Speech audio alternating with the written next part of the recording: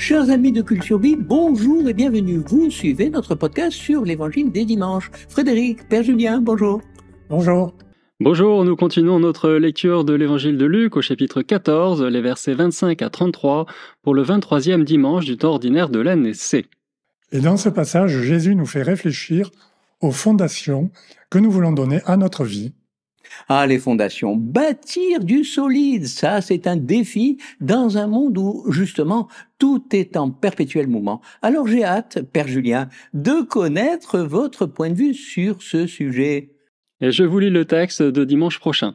En ce temps-là, de grandes foules faisaient route avec Jésus. Il se retourna et leur dit « Si quelqu'un vient à moi sans me préférer à son père, sa mère, sa femme, ses enfants, ses frères et sœurs, et même à sa propre vie, il ne peut pas être mon disciple. Celui qui ne porte pas sa croix pour marcher à ma suite ne peut pas être mon disciple. Quel est celui d'entre vous qui, voulant bâtir une tour, ne commence par s'asseoir pour calculer la dépense et voir s'il a de quoi aller jusqu'au bout? Car si jamais il pose les fondations et n'est pas capable d'achever, tous ceux qui le verront vont se moquer de lui. Voilà un homme qui a commencé à bâtir et qui n'a pas été capable d'achever.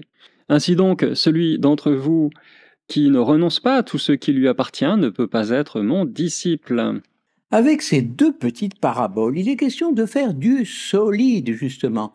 Construire pour durer. Il faut penser aux fondations. Et aussi, attention, il faut anticiper les défis à venir. Comme quelqu'un qui se prépare à livrer un combat. Mais je me demande, Frédéric, si dans notre société, ce n'est pas devenu un peu, anachronique, désuet? Alors faire du solide serait devenu anachronique? Non, je ne pense pas. C'est vrai que la société change, la société de consommation en particulier, où tout est éphémère, jetable. Et cette évolution a plongé ses racines profondément en nous et dans nos modes de vie. Malgré tout, la sécurité, le travail, la stabilité, la famille restent des valeurs sûres encore aujourd'hui. Oui, je crois qu'il y a toujours cette aspiration à bâtir du solide, en commençant par poser des fondations, comme dit Jésus, pour avoir un projet, justement, un projet de vie qui tienne la route. Alors, il y a le solide dont parle Jésus, et à l'opposé, il y a Oui, attendez, attendez, je réfléchis. Laissez-moi deviner. Le liquide, peut-être? Oui, exactement. Pour Zygmunt Bauman, notre société est devenue liquide. Vous connaissez cet auteur? Oui, un peu quand même, et surtout son parcours. C'est un sociologue anglais binationalité, Nipravnash. Oui, anglais d'origine polonaise, décédé en 2017. Il part d'une métaphore pour décrire nos sociétés occidentales. Selon lui, la société est devenue liquide. Or, les liens dans un milieu liquide sont très fragiles, vous êtes d'accord? Oui, le liquide s'adapte en se transformant très vite pour épouser la forme du récipient. C'est une propriété de tous les liquides. Les particules s'adaptent vite et librement dans un environnement qui change sans cesse. Mais les liens qui unissent ces particules sont aussi dans une situation de changement permanent. Voyez maintenant ce liquide comme la société. Les particules sont les individus. Le récipient, c'est l'environnement socio-culturel dans lequel nous évoluons. D'accord, je vois, belle métaphore en tout cas. Et si je comprends bien, la société liquide est une parabole pour décrire notre monde occidental. Vous pouvez nous donner un exemple, Frédéric, concret, mais vraiment concret, qui nous parle? Alors le sociologue prend pour exemple les relations amoureuses dans son livre intitulé « L'amour liquide ». Cette situation d'instabilité permanente devient vite insupportable dans le cadre des relations amoureuses, parce que nous voulons naturellement nous engager dans un amour durable, mais nous voulons aussi nous ménager des portes de sortie. Je cite Zygmunt Bauman qui disait dans une interview « D'un côté, dans un monde instable, plein de surprises désagréables, chacun a plus que jamais besoin d'un partenaire loyal et dévoué. D'un autre côté, cependant, chacun est effrayé à l'idée de s'engager, sans parler de s'engager de manière inconditionnelle. » Oui, je vois, on voudrait avoir une relation épanouie et solide tout en se gardant la possibilité d'y mettre fin à tout instant. C'est vrai que ça paraît vraiment contradictoire. Ah oui, ça c'est clair.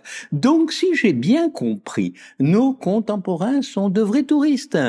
Ils traversent l'existence en changeant de lieu, d'emploi, de partenaires, de valeurs, de religion, d'orientation sexuelle, de genre. Et certains, je dis bien, attendez, certains ont donc réussi à s'affranchir de tout repère, même de la loi naturelle gravée dans leur cœur. Alors, pas tous nos contemporains, heureusement, mais cet individualisme est un modèle qui s'impose à toute la société. Et c'est Christophe Guilluy, géographe et sociologue français, qui montre que cette société liquide est orchestrée en coulisses par un petit groupe, une élite dirigeante et mondialisée, habitant au cœur des grandes métropoles. Cette élite s'évertue à créer un monde, selon lui, sans repère, en perpétuelle mutation, pour promouvoir chez les individus une liberté absolue et servir, bien sûr, les intérêts des plus riches. Oui, Julien, je connais un peu son concept de la France périphérique qui a fait fureur dans les années 2000. Pour le sociologue, la France des périphéries s'oppose à la France des métropoles dans une nouvelle lutte des classes. C'est pas très réjouissant tout ça, je trouve, Julien. Non, alors son constat était déjà sévère en 2002, mais les crises qui ont suivi lui ont plutôt donné raison. À présent, Christophe Guilluy montre, chiffres à l'appui, il est géographe après tout, que cette société liquide pourrait vivre ses dernières heures. Dans le Crépuscule de la France d'en haut, paru en 2016, et plus récemment Le temps des gens ordinaires, sorti en août de l'année dernière, il dépeint un monde occidental à bout de souffle, prêt à imploser. Effectivement, il montre que la crise des Gilets jaunes, le Brexit, le succès des populismes sont autant de signes avant-coureurs de transformation radicale dans nos sociétés. Ben dites-moi, Frédéric, c'est intéressant tout ça, mais comment va-t-on s'en sortir? Vous avez une idée, mon père? Eh bien, par la foi, les paroles de Jésus resteront toujours d'actualité. Nous aspirons toujours à construire du solide dans une société qui est devenue liquide, mais c'est seulement devenu beaucoup plus difficile. Ah oui, beaucoup plus difficile. Et j'ai encore une petite question, si vous me le permettez. Est-ce que l'Église est, elle aussi, devenue une société liquide? Frédéric, vous souhaitez répondre? Oui, c'est amusant comme question, parce que l'Église essaye d'être un modèle de stabilité dans le monde. Alors la configuration paroissiale est très solide, vous avez raison. Un territoire, un curé, un clocher ou plusieurs, difficile de faire plus solide, plus monolithique. Mais pour accompagner une société liquide, il faut que l'Église soit, elle aussi, en quelque sorte, liquide, sans perdre, bien sûr, son identité.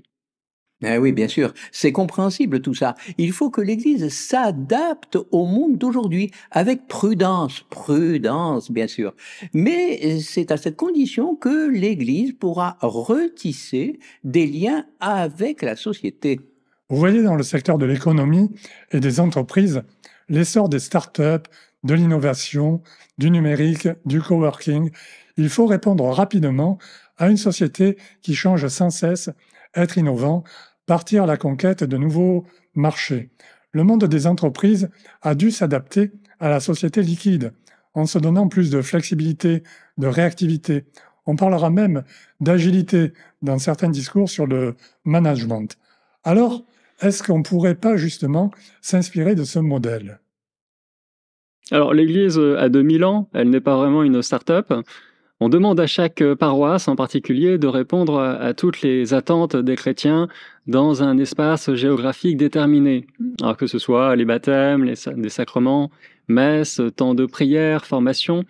Mais vu la diversité des attentes, vous avez les tradis, les progressistes, les charismatiques, les commençants, les recommençants, les arrivants, ceux qui sont sur le point de déménager, eh bien, je vous le dis tout de suite, c'est peine perdue, ou alors le prêtre. Le curé va multiplier les petits groupes et tomber dans un burn-out sévère.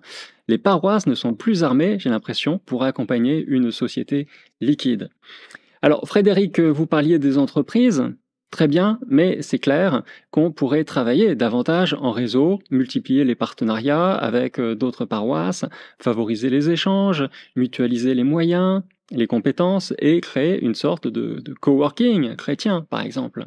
Le but ultime des paroisses est de nous mettre non seulement en contact, mais aussi en communion, en intimité, on pourrait dire, avec le Christ.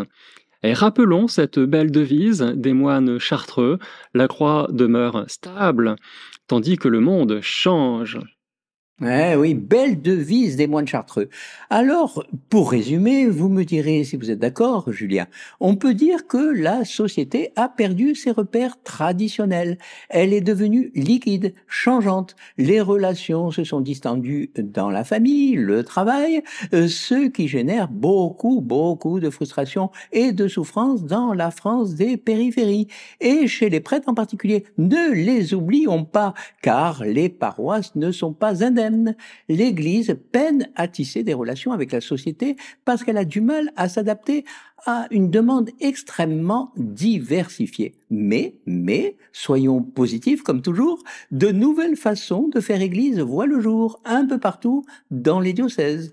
Bien, Frédéric et Julien, merci. Vous nous avez dressé aujourd'hui un portrait sans concession de la société actuelle, mais vous avez pris soin de bien vous appuyer sur de grands sociologues. Encore merci de votre fidélité et nous vous disons à lundi 18h pour notre podcast sur Culture Bible pour l'évangile du dimanche suivant. Merci, à bientôt.